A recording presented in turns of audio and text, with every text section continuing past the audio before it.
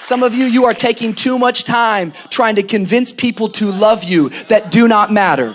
Some of you are taking way too much time tolerating and trying to get people engaged that don't matter, that don't care, that are never ever gonna help you get into your destiny.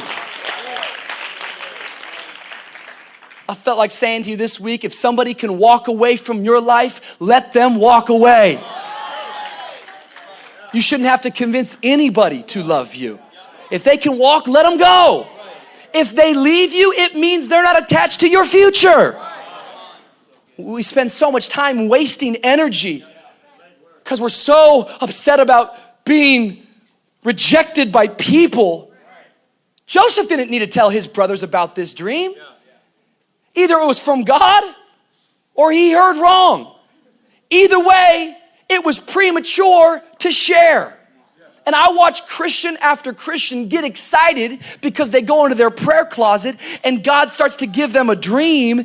And before it's ready, they step out of that prayer closet and they look at people and people try to set them in their place. And then they feel rejected and they quit. You got to see this today. Because the truth of the matter is that how many of you know that like they wouldn't have cared if there wasn't favor on Joseph's life? Like how many of you know, like the reason why they were getting upset, the reason why they were getting irritated was because they were jealous of what was on his life. What if I told you that some of the rejection you have been facing in your life, it's because people are jealous of what's on your life? What if I told you that the rejection is simply an indication that you got favor on your life? God is getting ready to do something in your life. You just got to understand there's more to know. Come on, somebody. There's more to know. There is more to know.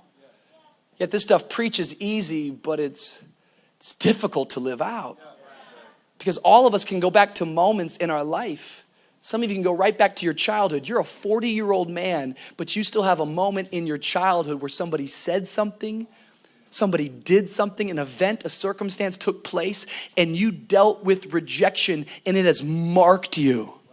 I remember when I was young, maybe like 12 or 13, I had this encounter with a family member of mine where I was excited and I was saying, one day I want to be a preacher. And I'll never forget my family member, like they didn't celebrate it. Instead, they kind of were condescending and they were being sarcastic and they probably didn't mean anything by it, but they just said, man, you can't preach. Come on, if you can preach right now. I was like, well, I haven't prepared yet. See, you got to make sure that when rejection hits you, you don't let it get in you.